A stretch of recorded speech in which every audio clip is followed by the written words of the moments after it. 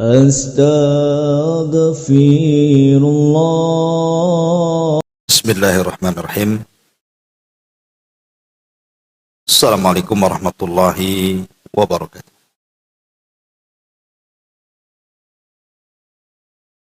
Alhamdulillah. Wassalatu wassalamu ala rasulillah wa ala alihi wa sahbihi wa mawalah wa la hawla wa la quwata illa billahi wa ba'd. Alhamdulillah, segala puja dan puji hanya milik Allah subhanahu wa ta'ala. Salawat dan juga salam kita hadiahkan kepada Rasul kita Nabi besar Muhammad sallallahu alaihi wa ala alihi wasallam. Melanjutkan kajian kita masih membahas kitab 175 jalan menuju surga Allah subhanahu wa ta'ala. Dan kita masuk pada poin kelima. Di antara jalan menuju surga adalah menyambungkan tali silaturahim. Di sini muallif pengarang membawakan beberapa dalil dari Quran dan juga sunnah Nabi sallallahu alaihi wasallam tentang pentingnya silaturahim. Kita baca dulu baru kita jelaskan. Nabi sallallahu alaihi wasallam bersabda, "Innallaha khalaqal khalqa hatta idza faragha minhum qamatir rahim." Wa qalat hadza maqamul a'idhi minal qati'ati. Qala na'am. Amma tardawna an asila man wasalaki wa aqta'a man qata'aki. Qalat bala. Qala fadhalika laki. Thumma qala Rasulullah sallallahu alaihi wasallam, iqra'u in syi'tum fahal asaitum. In tawallaitum an tufsidu fil ardi wa tuqattau arhamakum. Ulaika alladhina la'anahumullahu wa asammahum wa a'ma absarahum. Sesungguhnya Allah subhanahu wa ta'ala menciptakan para makhluk sampai ketika Allah telah selesai dari penciptaan mereka. Ar-Rahim berdiri seraya berkata, ini adalah kedudukan orang-orang yang berlindung kepadamu dari perbuatan memutus silaturahim. Maka Allah menjawab, iya tentu. Apakah kamu suka jika aku menyambung orang yang menyambung? Apakah kamu suka jika aku menyambung orang-orang yang menyambungmu dan memutus orang-orang yang memutusmu? Maka Ar-Rahim mengatakan, tentu saja ya Rabb. Maka Allah berkata, itulah yang akan kamu dapatkan. Kemudian Rasul bersabda, jika kalian mau, bacalah firman Allah Azza wa Jal. Maka apakah kiranya jika kamu berkuasa, kamu akan membuat kerusakan di muka bumi dan memutuskan hubungan kekeluargaan? Mereka itulah orang-orang yang dilaknat Allah, ditulikannya dan dibutakan penglihatannya. Baik. Ma'asyiral muslimat yang dimuliakan Allah subhanahu wa ta'ala, hadis ini adalah hadis tentang keutamaan silaturahim dan ancaman orang-orang yang memutus silaturahim. Adapun keutamaannya, Nabi SAW menjelaskan ketika Rahim itu berdiri di hadapan Allah, kemudian dia minta kedudukan kepada Allah Subhanahu wa taala, maka Allah Subhanahu wa taala mengatakan, amatardawna an asila man wasalaki wa atta'a man qata'aki. Ridhokah engkau wahai Rahim jika aku menyambung siapapun yang menyambung kepadamu, dan aku memutus hubungan siapapun yang memutuskan hubungan denganmu. Lihat Bu di sini keutamaan orang silaturahim. Maka dijanjikan oleh Allah Subhanahu wa taala, Allah akan menyambungkan dengan kita dan kita akan tersambung dengan Allah Subhanahu wa taala. Saya buat analogi. Ibu ini sudah beli handphone. Cantik pula handphone.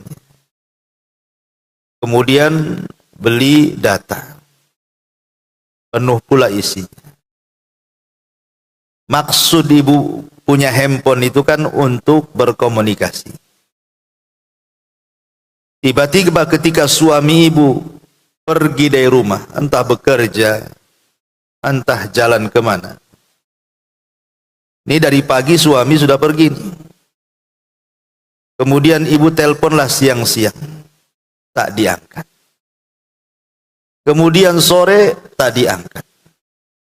Sampai malam tak pulang, ditelepon tak diangkat juga. Sampai pagi ditelepon tak diangkat juga. Kira-kira Bu, ibu sakit hati enggak? Pastilah ada curiga nih, kemana suami enggak? Kok enggak biasa gitu. Ya. Atau mungkin nelpon saudara gitu juga lah. Enggak diangkat-angkat terus telepon, tapi masuk. Mungkin kita bisa sakit hati Bu. Ini sesama makhluk ya. Kalau kita berhubungan dengan sama makhluk, tidak ada respon itu, apalagi makhluk itu orang yang dekat dengan kita, rasanya sakit kita ini. Ada apa kan itu? Kalau sesama makhluk saja nggak diangkat handphone, kita telepon nggak dibalas WA, terkadang sakit hati itu.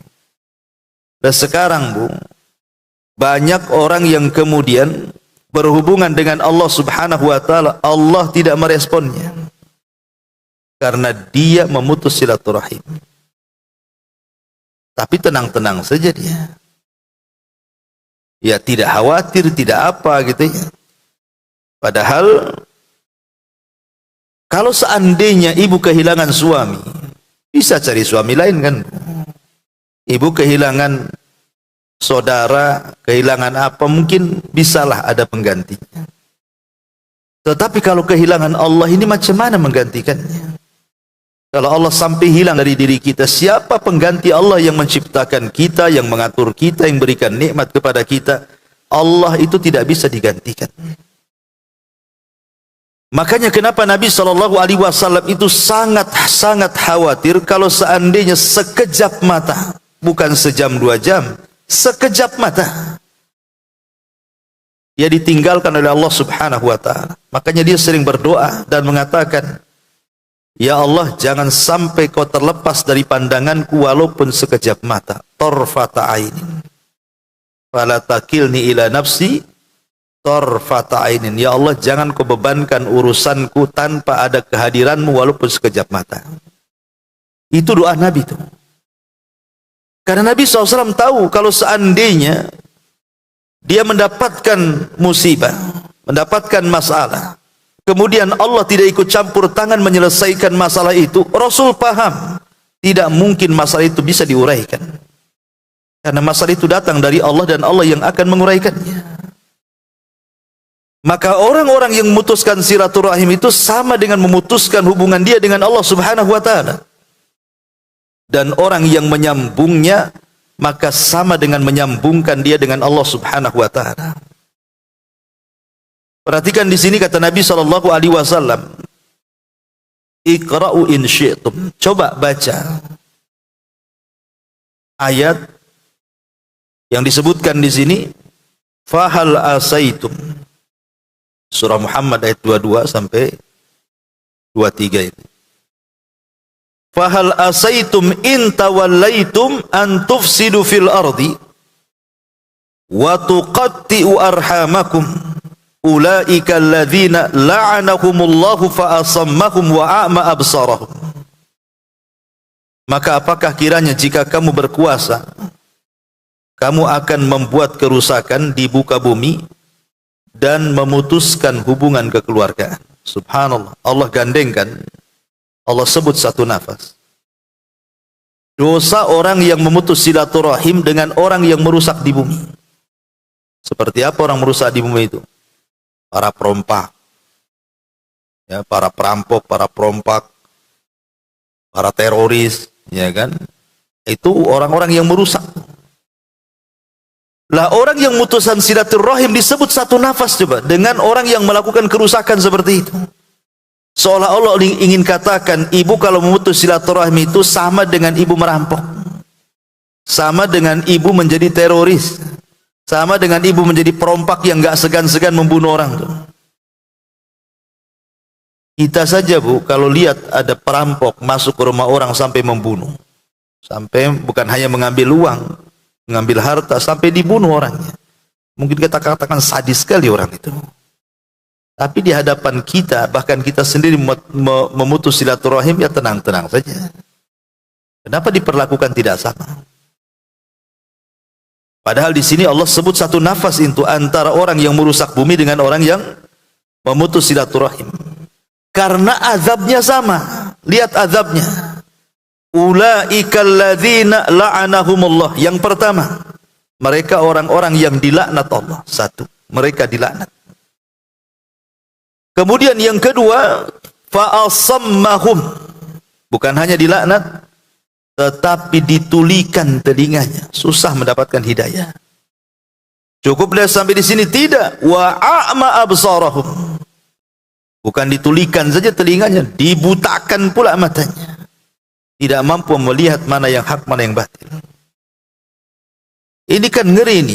Dilaknat, kemudian ditulikan dan dibutakan. Kalimat laknat itu bukan kalimat biasa. Laknat itu artinya manusia ini dijauhkan daripada rahmat dan didekatkan dengan azab. Itulah arti laknat. Jadi orang yang dilaknat itu artinya Allah subhanahu wa ta'ala menjauhkan orang ini dari kasih sayangnya dan mendekatkan orang ini dari azabnya. Jadi Allah subhanahu wa ta'ala mengancam, kalau engkau memutus silaturahim, maka kasih sayangku tidak akan sampai kepadamu dan engkau akan dekat dengan azabku. Kalau boleh saya contohkan begini, seandainya ibu ini berada dalam rumah, kemudian tiba-tiba muncul WA ke ibu.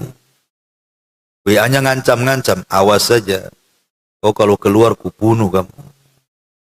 Terus ditengok statusnya, ditengok di situ ada gambarnya, seram pula orangnya lagi bawa pisau. Kemudian habis WA, nelpon pula dia, tolong bu keluar. Pas ibu tengok di jendela, nampak pula orangnya betul-betul bawa pisau yang ngancam itu. Pertanyaannya, ibu berani keluar? Nggak akan berani bu. Kenapa? Jelas tuh, ini orangnya di depan nih. Jangan-jangan dia kalau saya keluar ditusuk pula, mati pula saya. Yang seperti ini saja bu, kita takut mau keluar. Padahal yang ngancam orang tuh, yang ngancam kan orang. Lah hari-hari kita diancam oleh Allah subhanahu wa ta'ala dengan azab neraka. Kok nggak takut gitu maksudnya ya? Sama orang diancam mau dibunuh, takut. Tapi Allah hari-hari ngancam kepada kita, kalau memutus silaturahim, awas loh, azabku ku dekatkan, kasih sayangku ku jauhkan. Tenang-tenang saja. Aneh, harusnya orang itu lebih takut kepada azab Allah dibandingkan kepada ancaman manusia. Nah di sini bagaimana Allah subhanahu wa ta'ala ingin katakan, lihat orang-orang yang mutus silaturahim itu, ulaikal ladzina la'anahumullah. Allah laknat mereka. Maknanya Allah jauhkan mereka dari rahmat dan didekatkan dengan azab. Wa asammahum wa a'ma absarahum. Selain daripada itu dibuat tuli dan dibuat buta lagi. Ini kan ngeri ancamannya. Bahkan lebih tegas lagi ancamannya. Kata Nabi SAW di sini, la yadkhulul jannata qati'ur rahim. Tidak akan masuk surga orang-orang yang memutus silaturahim. Maksudnya tidak akan masuk surga itu bersama orang-orang yang awal masuk surga. Berarti dia masuk surganya belakangan. Masuk surga tapi belakangan. Bukan berarti sama sekali nggak akan masuk surga. Tidak. Maksudnya tidak akan masuk surga itu bersama orang-orang yang awal-awal masuk surga. Jadi dia digantung dulu hidupnya tuh.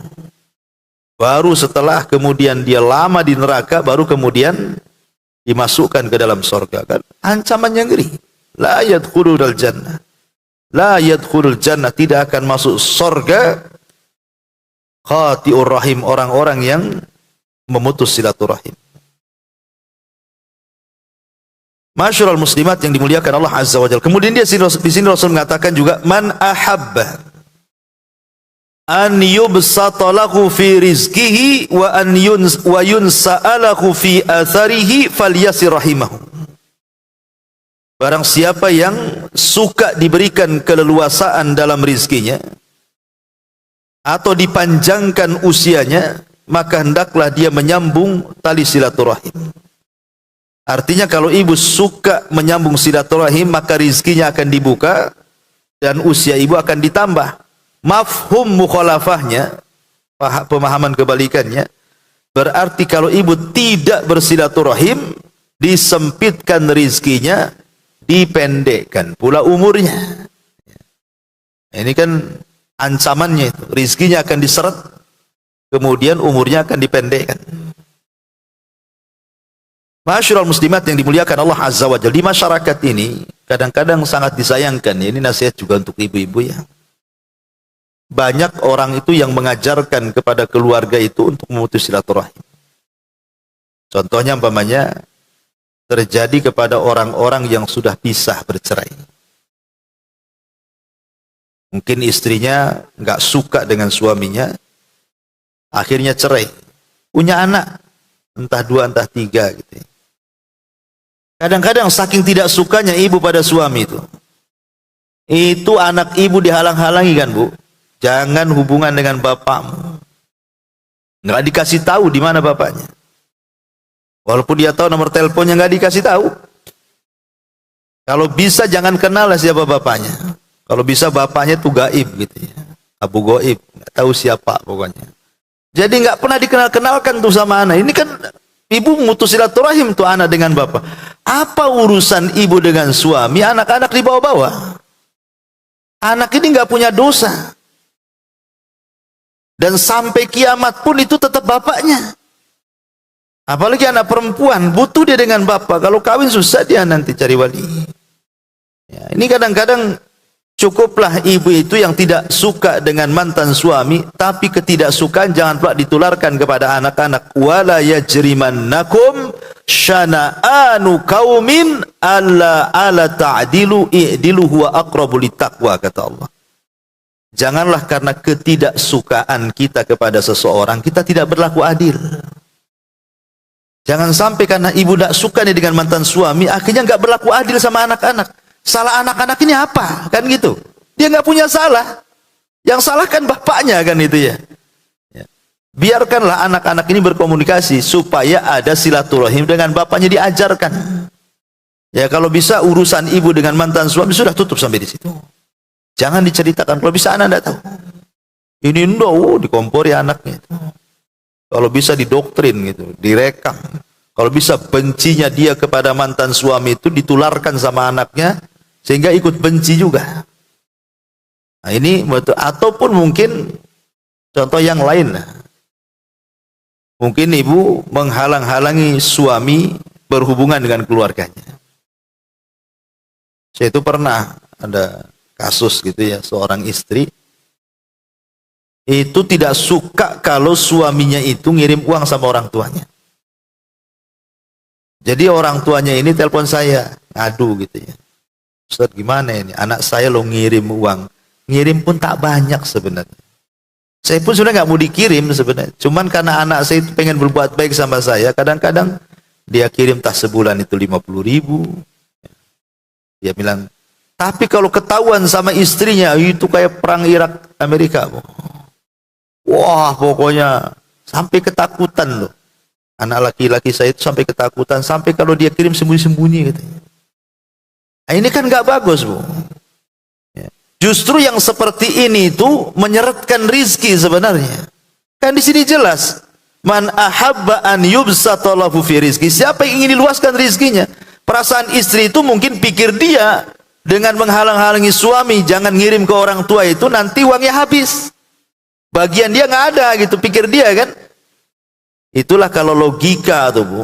Ikut logika sekuler. Itu istri sekuler yang kayak gitu tuh. Dia pikir kalau sedekah 1.000, 2.000, 10.000, 50.000 hilang dari dompet, segitu juga yang diambil. Bukan orang sekuler gitu, Bu. Kalau kita sedekah 1 juta ya hilang 1 juta. Dia tidak paham paradigma Quran itu.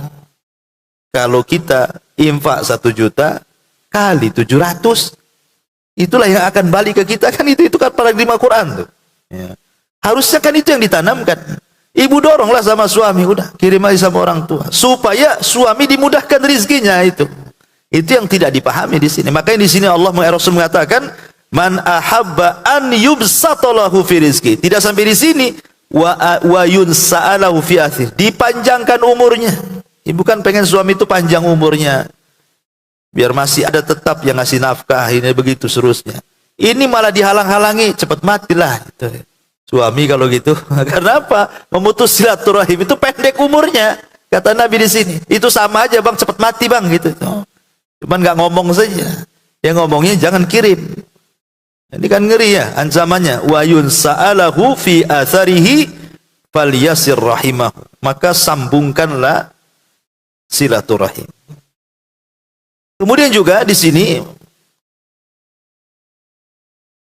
makna dipanjangkan umur adalah ditunda ajal dan umurnya. Kemudian dari Anas ibn Malik radhiyallahu anhu secara mauquf, artinya sampai kepada beliau, tidak sampai kepada Nabi. Ini ucapan Anas, bukan ucapan Nabi kalau disebut mauquf itu.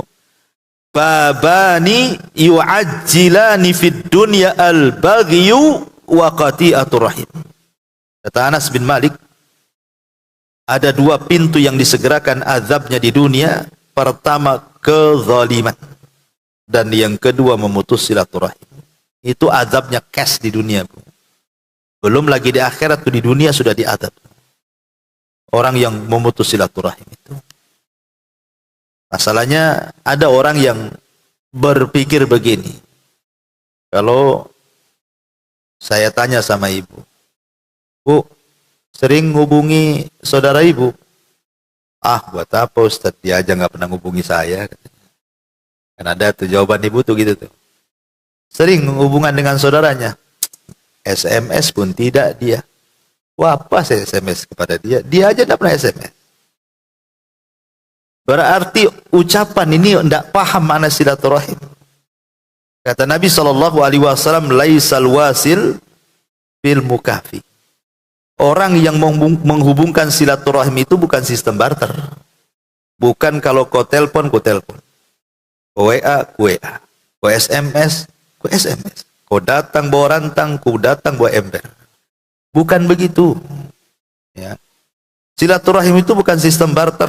Bukan nunggu dia menghubungi baru kita menghubungi. Itu bukan silaturahim. Silaturahim itu kata Rasul, walakin alwasil idza qata'aka wasalahu. Kalau dia memutuskan tali hubungan silaturahim dengan kamu, maka kamulah yang menghubungkan dengan dia. Itu maksudnya. Ini saudara tidak ada satupun yang hubungi ibu. Ah, langsung ibu isi pulsa banyak-banyak, cari nomor teleponnya. Mana nomor telepon si anu, si ini, si itu. Ah, ibu yang nyari-nyari nomor telepon, sudah ketemu. Ibu yang pertama kali menghubungkan, karena sudah lama nggak ketemu. Sudah lama tak terhubung. Berarti yang silaturahmi itu, ibulah yang silaturahim dengan dia. Adapun dia yang jawab, bukan silaturahim dia. Karena silaturahim itu yang menghubungkan, bukan yang memutuskan. Ya. Jadi disebut silaturahim itu, kalau ibu yang memulai duluan. Dialah yang disebut silaturahim, bukan orang yang menjawab. Itulah makna silaturahim itu. Menghubungkan, bukan memutuskan. Ma'asyiral muslimat yang dimuliakan Allah Azza wa Jalla, karena gitu Bu, kadang-kadang ibu ada masalah nih dengan keluarga. Sekarang kan sudah dunianya dunia handphone kan. Kadang di antara kita ini karena tidak suka dengan keluarga, akhirnya apa? Pertama tidak ada respon, malas jawab. Yang terakhir mulai bosan. Yang terakhir sewot, diblokir lah nomornya Bu. Makanya di sini kan ayatnya apa kata Allah? Fahal asaitum in tawallaitum. Apakah kalau engkau sudah sukses, sudah berkuasa, sudah banyak duit, ya. Waktu ibu masih di kampung sama saudara itu makanan pun sama-sama dimakan. Ya, bahasanya orang Jawa itu ya susah senang sing penting ngumpul katanya. Istilahnya kalau orang itu ya. Tapi sekali hijrah ke Batam kaya pula di sini. Saudara masih miskin di kampung tuh. Kadang-kadang mungkin pinjam uang. Oh, saking senengnya karena ibu sudah sukses masih lagi dikasih ya. Besoknya pinjam lagi, lama-lama ibu urat naik dikasih pinjam bayar tidak, pinjam terus gitu ya. Lama-lama saking sewotnya Bu diblokir namanya. Nah, ini kan ada tuh ya kayak gitu. Saya kira nggak ada di sini, mungkin di pojok sana gitu ya. Tapi ya ada orang yang kayak gitu tuh Bu. Memang malas. Sebenarnya nggak ngapain diblokir itu. Gak usah diblokir lah, kalau memang nggak bisa bantu ngomong langsung kan, apa susahnya Bu ya. Maafan lah, ini sudah ini sudah ke 100-nya kamu pinjam ini tak bayar-bayar, mungkin tak bisa kan, ngomong itu apa susahnya. Kenapa mesti diblokir? Kadang-kadang kan ini memblokir ini kan kadang-kadang memutus silaturahim jadinya. Biarkan aja, nggak usah di ini. Mungkin takutnya ada habar-habar yang mungkin bukan berkaitan dengan itu, entah kematian, entah apa, kita tidak tahu kan itu ya. Jadi karena terputus handphonenya, tidak tahu cara menghubunginya. Nah, ini ada yang kemudian jenis memutus silaturahim itu seperti itu. Awalnya baik, akhirnya menjadi tidak baik. Tapi kalau urusan belanja Bu, diisinya pulsa banyak-banyak kan sama ibu kan. Apalagi urusan Shopee, itu isinya panjang-panjang tuh karena mau belanja ya. Kalau saudara itu tidak malas pulsa tuh. Kok bisa sama Shopee silaturahim, sama keluarga tidak gitu. Nah, ini kan masalah. Kan karena gini Bu. Kalau saya boleh analogikan begini Bu. Kalau di antara ibu itu ada yang sudah ya kayak ginilah pakaiannya syar'i. Bagus kan, mantap gitu ya. Tetapi di satu sisi mungkin tanpa orang lihat dari pakaian ibu yang syar'i itu yang sampai ke cadar, mungkin ibu itu kalau pulang masih mabok di rumah. Ya. Masih melakukan maksiat di rumah gitu. Tapi kalau ketemu kawannya, ya pakaiannya syar'i. Ya. Kira-kira kalau orang tahu nih Bu, cadaran, tapi kalau pulang masih mabuk, masih judi gitu kan. Kira-kira nih pandangan orang kalau ketahuan, mungkin ibu dikatakan, oh itu bejat orang itu. Itu pakaiannya aja pakai cadar itu. Tingkah lakunya kurang lebih dengan jahiliyah. Kalau orang tahu kan seperti itu. Sekarang nih, apa bedanya kalau seandainya ada orang sudah cadaran tapi tidak akur dengan orang tuanya, tidak akur dengan saudaranya, tidak akur dengan kerabatnya? Apa bedanya? Padahal dosa memutus silaturahim itu lebih besar dibandingkan dosa minum khamr, lebih besar dibandingkan dosa berjudi, lebih besar dibandingkan dosa berzina. Memutus silaturahim itu lebih besar daripada itu. Kenapa lebih besar Bu? Karena ini hubungan dengan orang lain. Kalau mabuk itu hubungan kita dengan botol aja, nggak ada yang dirugikan kan? Yang dirugikan dia sendiri. Tapi silaturahim ini ada dengan orang lain masalahnya. Tapi tidak ada orang ya mengatakan bejat gitu ya. Orang yang memutus silaturahim, yang penting nampaklah pakaiannya syar'i, mungkin dianggap orang baik. Coba dia suruh mabok di depan orang lain, mungkin orang dihujat habis-habisan tuh. Lah ini kadang-kadang tidak bisa dibedakan mana yang lebih besar dosanya, mana yang lebih kecil dosanya. Ma'asyiral muslimat yang dimuliakan Allah Azza wa Jalla. Baik, saya akan ringkas beberapa faedah silaturahim dan bahayanya. Karena kalau kita jelaskan satu persatu tentu lama. Pertama saya jelaskan tentang ukubahnya dulu. Balasan orang yang memutus silaturahim. Yang pertama, istihqaqu la'natillahi azza wa jalla. Dia berhak mendapatkan laknat Allah wa ghadabihi, dan kemurkaan Allah azza wa jalla. Orang yang mutus silaturahim berhak mendapatkan laknat dan murkanya Allah berdasarkan ayat yang tadi kita baca. Yang kedua, ta'jilul uqubati lahu fid dunya qabla al-akhirah. Maka dia akan disegerakan hukumannya di dunia sebelum akhirat. Di akhirat sudah jelas nunggu dia. Di dunia sudah disegerakan. Karena Rasul yang mengatakan tadi. Dengan caranya apa? Boleh jadi Allah subhanahu wa ta'ala menghukum orang yang mutus silaturahim itu dengan cara mungkin berbanyak masalah dalam hidupnya. Kesehatannya bermasalah. Anak-anaknya durhaka dengan orang tuanya. Ya, hatinya tidak akan pernah tenang. Macam-macam lah. Ujian ataupun azab dari Allah di dunia itu. Kemudian yang ketiga, al-ittisaf bisifati ahlil fiski wa dharar. Orang yang mutus silaturahim itu tersifati dengan sifat orang-orang fasik. Itu orang fasik, orang yang mutus silaturahim itu. Kemudian yang keempat, al-hirman min dukhulil jannah. Haram hukumnya masuk surga. Sebagaimana hadis yang tadi kita baca. Kemudian yang nomor 6, ada muqabulillahi azza wa jal amal al-fardi. Innallaha la yarfa lahu amalu. Amalan pribadi dia tidak akan diterima dan tidak akan diangkat. Karena begini Bu, dalam seminggu itu ada 2 hari di mana amalan kita akan diangkat ke langit. Pertama hari Senin, kedua hari Kamis. 2 hari ini adalah hari di mana amalan kita diangkat. Setiap pekannya itu diangkat. Hari Kamis diangkat, nanti hari Senin diangkat lagi. Kata Nabi SAW, ada 2 manusia yang amalnya tidak akan diangkat ke langit. Walaupun dia sholatnya hebat, walaupun dia baca Qur'annya banyak, walaupun dia puasanya mantap, walaupun dia zikirnya nggak berhenti lisannya, tapi amalnya nggak akan diangkat. Khusus 2 orang ini, hari Senin dan Kamis. Pertama, orang musyrik, orang yang melakukan kesyirikan kepada Allah, datang ke dukun, percaya tangkal, ya, pakai jimat dan begitu seterusnya. Dan yang kedua, syahna. Syahna itu orang yang dalam hatinya Bu ada kedengkian. Orang yang mutus silaturahim itu kan ada kedengkian dalam hatinya, makanya dia putus silaturahim. Kalau tidak ada kedengkian nggak mungkin. Kecuali ada satu gambaran. Kalau seandainya ibu ini punya saudara, ibu berbuat baik, dia berbuat jahat. Ibu mau menghubungkan silaturahim kepada dia, dia pula memutuskannya. Pokoknya setiap kita bermuamalah hendak berbuat baik, dia pula buat jahat sama saya. Seperti itu. Nah, kalau yang seperti ini Bu, akhirnya malas ibu menghubungi kan?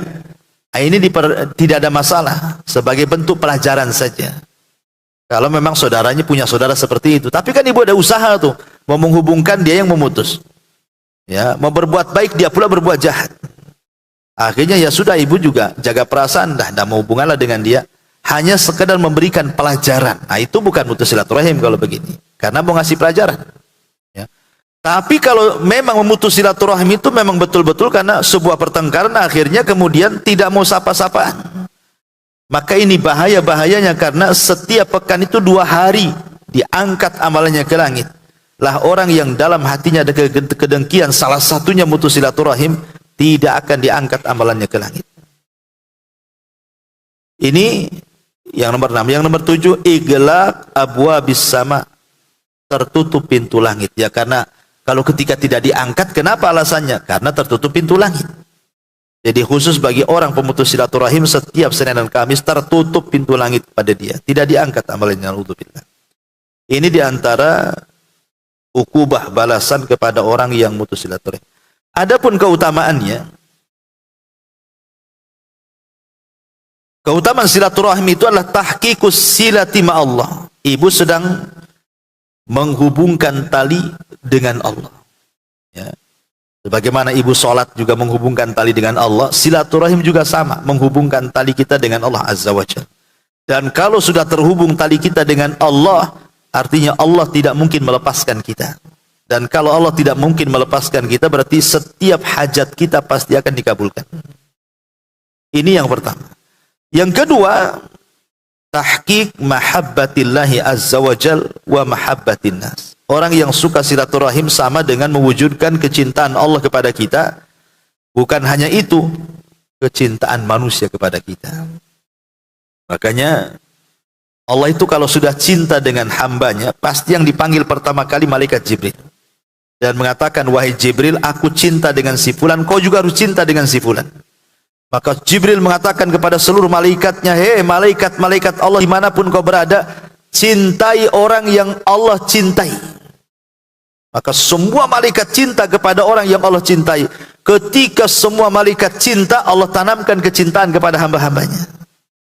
Inilah luar biasa kan itu ya, orang yang menghubungkan silaturahim itu. Kemudian yang ketiga, bastun fil rizki wa ziyadatul barakati fil umri wa ta'miril baiti. Diluaskan rizkinya, dibanyakin berkahnya, baik dalam umurnya atau dalam keluarganya. Luar biasa, Bu. Ya. Ibu saja kalau bisa jangan cepat mati kan itu.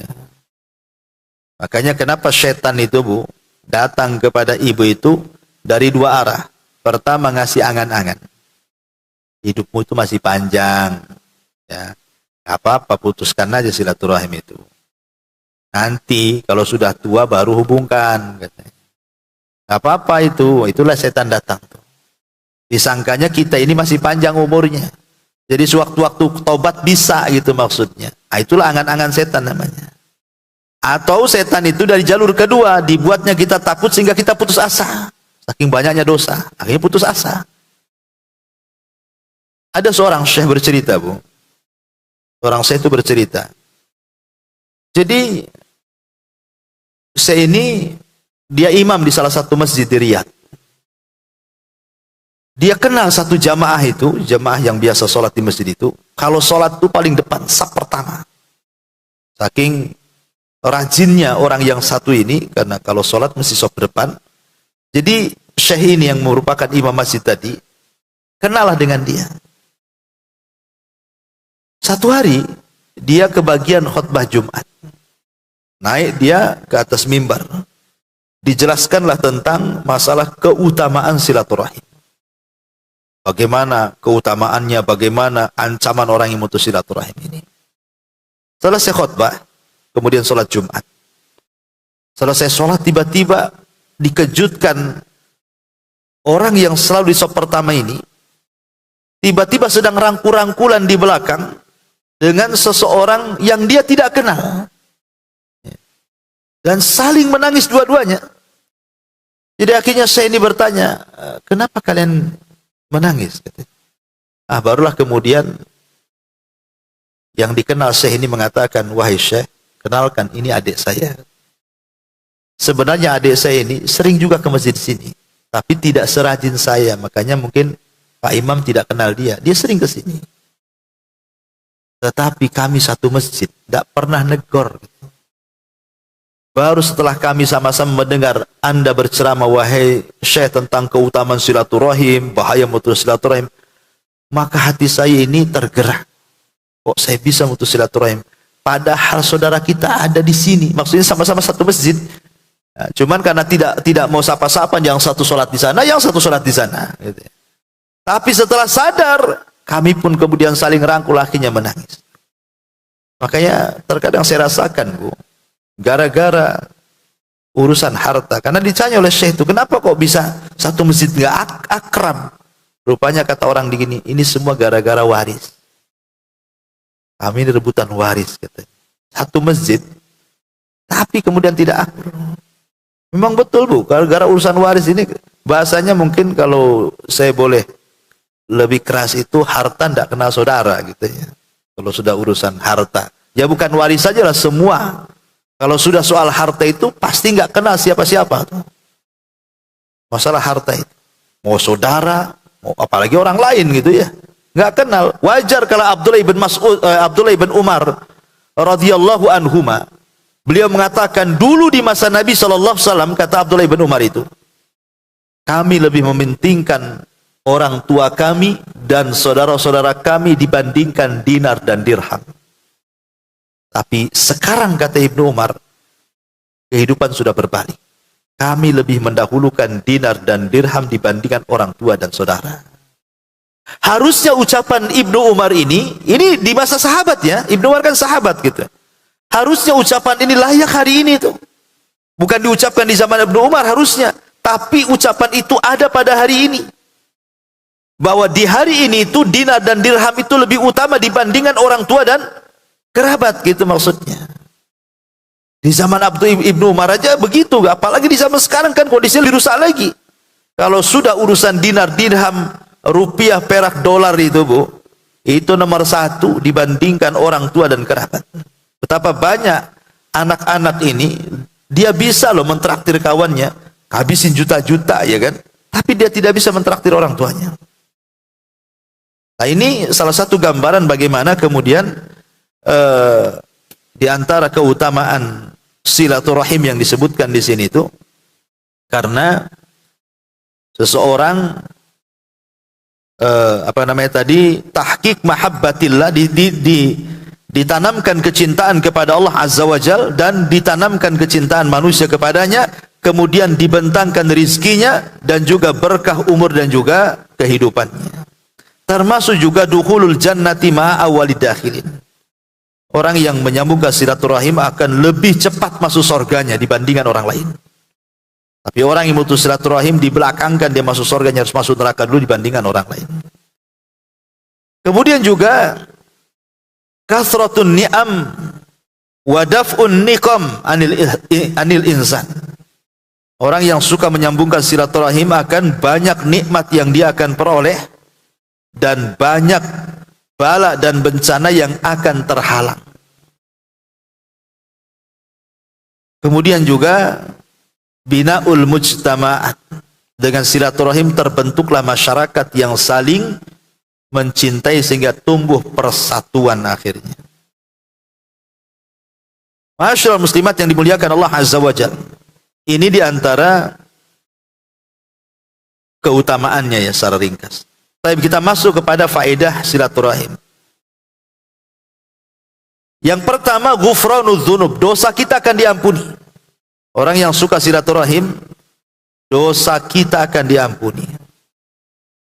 Ada seorang laki-laki di zaman Rasul. Laki-laki ini banyak kali dosanya, Bu. Banyak kali dosanya. Sehingga dia datang kepada Nabi SAW mengatakan, Rasul, asabtu dzamban adziman, aku sudah banyak melakukan dosa besar nih. Macam mana wahai Rasul? Maka Nabi SAW, apakah kamu punya ibu? Punya ibu kamu? Dia mengatakan, tidak wahai Rasul, ibuku sudah meninggal. Kemudian Rasul mengatakan, kamu punya bibi? Dia mengatakan, iya. Maka Rasul mengatakan, fabirroha, kalau begitu berbuat baiklah sama bibi. Orang ini mengadu kepada Rasul, saya ini banyak dosa. Ya. Kira-kira tobatnya seperti apa? Jawaban Nabi malah nanya, kamu punya ibu? Nggak punya. Kamu punya bibi? Punya. Kalau gitu berbuat baik sama bibimu. Kan nggak nyambung antara soalan dengan jawaban ini. Ya.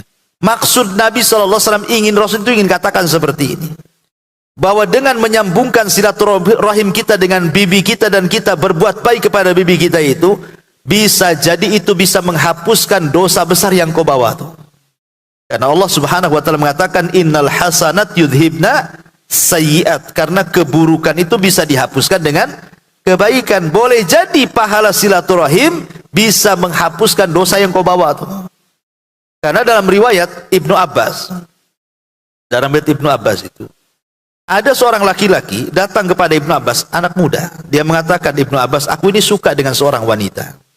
Saking sukanya kulamar dia. Ditolak pula lamaranku. Sakit nggak tuh? Sakit lah. Ya. Yang lebih sakit lagi, datang pula pemuda lain melamar dia, diterima pula. Kok aku ditolak, dia diterima? Makin sakit lah, Bu.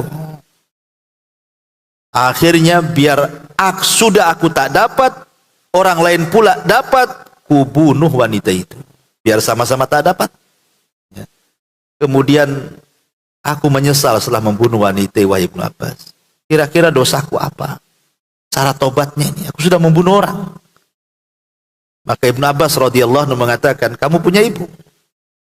Iya, punya ibu. Kalau gitu pulang, berbuat baiklah sama ibumu. Jadi muridnya Ibnu Abbas itu tanya, Ibnu Abbas, maaf ya, orang ini tanya, dia membunuh. Dia tanya macam mana cara tobatnya. Kau jawab pula, kamu punya ibu. Mana nyambung jawabannya? Maka Ibnu Abbas mengatakan, bukan itu yang kumaksud. Karena dalam pandanganku, kata Ibnu Abbas, tidak ada amalan yang lebih mulia melebihi birrul walidain. Berbuat baik seorang anak kepada orang tua, itulah amalan tertinggi menurutku, kata Ibnu Abbas. Boleh jadi dengan dia terus berbuat baik kepada orang tuanya, bisa mengalahkan dosa pembunuhannya. Itu cara tobatnya, gitu maksudnya. Makanya di sini, di antara faedah silaturahim adalah ghufran adz-dzunub. Bisa membatalkan atau menggugurkan dosa. Ya, karena kita berbuat baik dengan orang tua kan silaturahim. Berbuat baik dengan bibi kerabat silaturahim. Ya, makanya faedah yang pertama ghufranul dzunub. Yang kedua tahsilul barakati. Tahsil al barakati. Ibu akan banyak mendapatkan berkah. Akan banyak mendapatkan berkah. Berkah itu artinya ziyadatul khair. Kebaikan yang melimpah dan tidak akan pernah hilang. Minimalnya ibu kalau usaha. Kalau ibu usaha itu mungkin suami ya kerja atau mungkin kerja di mana gitu ya. Minimalnya walaupun mungkin gaji tidak naik ataupun mungkin dagangan pun ya untungnya segitu-gitu, tapi kalau berkah Bu gitu ya, maka yang sedikit itu justru jadi banyak. Karena betapa banyak yang kaya nggak berkah jadi seolah kaya miskin dia. Disiksa dengan kekayaannya. Disiksa dengan kekayaannya kan, karena apa? Dia kaya tapi tidak bisa menggunakan kekayaannya. Contoh nih, dengan duit dia bisa membeli lauk pauk mungkin 100 macam, tapi nggak ada satu pun yang dimakan Bu. Makan ini kolesterol naik, darah tinggi, asam urat. Jadi apa kekayaannya kalau begitu? Kalau ujung-ujungnya kentang rebus, masih mending orang ruli lah, semua dimakan dia. Kadang ada orang yang disiksa pula dengan kekayaan dia itu. Jadi punya uang banyak tapi disiksa. Rumahnya bagus, kamarnya empuk, tapi kalau tidur harus minum pil dulu. Lah ini gimana ceritanya? Orang ruli aja nggak main pil-pil Bu, nggak ada bantal aja bisa ngorok dia. Dari pagi ke pagi dia bangun. Ada orang-orang yang kemudian disiksa dengan kekayaan tuh. Bisa jadi karena nggak berkah tuh. Itu maksud saya itu. Ya, makanya kalau seandainya orang itu suka silaturahim, salah satu fawaidnya adalah tahsilul barakati. Bisa saja dibukakan berkahnya pada hidupnya. Kemudian yang ketiga di antara faedahnya adalah al-wiqayatu min mayyitatis su'i. Ini yang paling besar. Terhindar dari meninggal su'ul khatimah. Karena Nabi SAW mengatakan, man sarrahu an yumadda lahu fi umrihi wa yuwassa' lahu fi rizqihi wa yudfa' anhu mitatus su'i falyattaqillaha wal yasil rahimahu. Kata Nabi SAW, barang siapa yang ingin dipanjangkan umurnya, diluaskan rizkinya, dan terhalang dari kematian buruk, pertama bertakwa kepada Allah, dan yang kedua menyambung silaturahim. Menyambung silaturahim justru ini mengakibatkan kita tidak mati su'ul khatimah. Kemudian juga faedah yang lain, al-fauzu biridwanillahi azza wajal, mendapatkan ridwan, keridhaan Allah Subhanahu wa taala. Karena ada beberapa perkara yang menyangkut sorga itu, berkaitan dengan silaturahim. Contoh pamannya, ridallah fi ridal walidain. Redoknya Allah ditentukan dengan silaturahimnya kepada kedua orang tua kan. Kalau orang tua ridho dengan kita, Allah jadi ridho. Ketika Allah ridho, pasti Allah masukkan kita ke surga tuh. Tapi lihat, murkanya Allah juga tergantung dengan murkanya orang tua. Karena kita tidak pandai bersilaturahim kepada orang tua, marahlah dia akhirnya. Nah, justru itu pula menjadikan kita masuk neraka, naudzubillah. Kemudian juga dalilul alal iman, dalilun alal imani. Bahwa silaturahim itu dalil seseorang itu menampakkan keimanan. Jadi kalau kita merasa orang yang beriman, maka salah satu cirinya adalah silaturahim. Karena Rasul yang mengatakan, "Man kana yu'minu billahi wal yaumil akhir falyasil rahimahu." Barang siapa yang beriman dengan Allah dan hari akhir, maka hendaklah dia menghubungkan silaturahim. Jadi bukti iman, ya.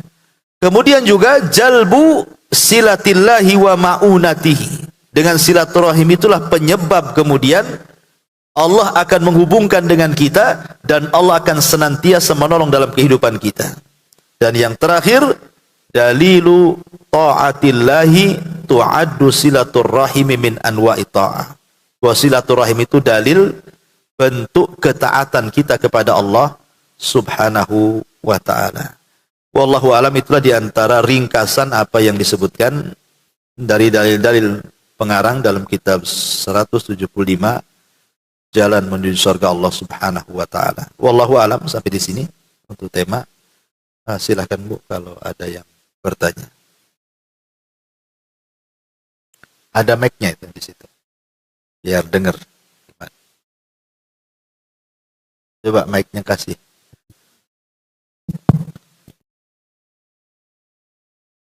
Ustadz Afwan, kalau itu kan disebut menyambung tali silaturahim. Maksudnya silaturahim ini di sini yang satu, maksudnya satu rahim gitu, satu masih hubungan kekeluargaan, gitu Ustadz. Iya. Terus yang kedua, berarti kalau dengan teman kerabat teman gitu, itu termasuk merupakan keutamaan tidak menyambung silaturahim. Iya, namanya rahim itu kan diambil dari kata rahim. Ya, satu rahim dengan keluarga. Kalau ke atas ya orang tua, kakek, buyut gitu ya. Kalau ke bawah ya anak, cucu. Kalau samping kiri kanan ya paman, saudara gitu ya. Ya, ada yang membatasi dengan waris ya. Artinya yang dapat waris itulah rahim. Ada juga pendapat seperti itu. Ada yang mengatakan luas lagi, bukan hanya sekedar urusan waris, tapi juga masuk kepada kekerabatan, walaupun kerabat jauh tetapi masih nempel dengan keluarga. Tapi kalau dengan orang yang tidak ada hubung kait, ibu kenal di Batam, sebelumnya nggak kenal di Batam, akhirnya jadi kawan. Ibu tinggal di Batu Haji, satunya tinggal di Batam Center gitu ya. Kemudian kata ibu, ya silaturahim ke kawan sana. Ya, kalau dalam segi bahasa benar. Ya, bahasa hari-hari yang kita ucapkan. Tapi kalau dari segi istilah, silaturahim itu hanya berlaku kepada yang ada rahim saja. Yang ada hubungan kekeluargaan. Nah, kalau antar teman itu bukan secara istilah, bukan silaturahim. Itu namanya al-ukhuwah Islamiyah. Namanya itu menghubungkan persaudaraan. Itu lain lagi keutamaannya. Nanti akan sampai juga ada tentang pentingnya persaudaraan masuknya. Kalau ini lebih khusus lagi, ini masuk ke keluarga, ini maksudnya di sini. Nah, Ustadz, terus yang kedua mengenai kan ini keutamaannya menyambung tali silaturahim. Berarti seumpamanya udah ada hubungan yang baik antara yang satu rahim itu, apakah itu juga merupakan suatu keutamaan? Maksudnya bukan menyambung kembali yang sudah rusak gitu, Ustadz. Tapi yang memang udah baik ya tetap dilakukan baik terus gitu, Ustadz. Iya, maksudnya gini Bu. Kalimat menyambung yang terputus itu. Berarti yang pertama kali yang nyambung itu disebut silaturahim. Walaupun sudah baik. Ibu gak ada masalah dengan keluarga. Ya, cuman jangan nunggu mereka nelpon ibu. Ibu yang dulu nelpon. Ketika ibu yang dulu nelpon berarti ibu yang silaturahim gitu maksudnya. Adapun yang jauh bukan silaturahim, dia kan nerima aja. Kalau mereka yang duluan nelpon berarti dia yang silaturahim sama ibu. Karena makna silah itu artinya yang menyambung. Disebut silah. Ya. Walaupun baik, ibu nggak ada masalah kok dengan adik, dengan kakak, dengan bibi, nggak ada masalah. Nah, cuman biar dikatakan silaturahim, kita yang pertama ngubungi. Jangan nunggu dia ngubungi. Nanti masuk kepada sistem barter. Kenapa ibu tak ngubungi saudara? Dia aja nggak ngubungi. Ngapain sih ngubungi dia? Nah, itu namanya sistem barter, itu bukan silaturahim. Itu basa-basi namanya. Namun Ustaz, syukran. Wah ya. Iya. Ya, coba kasih mic-nya.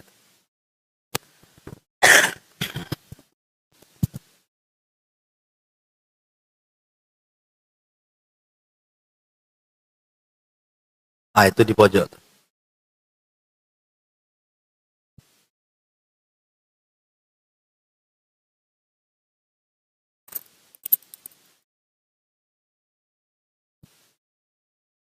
Bismillahirrahmanirrahim.